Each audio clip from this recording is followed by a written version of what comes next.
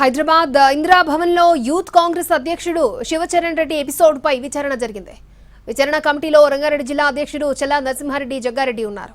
శివచరణ్ పై వచ్చిన ఫిర్యాదులపై విచారణ చేశారు. కమిటీ ముందు హాజరయ్యారు శివచరణ్ రెడ్డి, జక్కిడి ప్రభాకర్ తో పాటు ఈశ్వరమ్మ కూడా విచారణకు హాజరయ్యారు.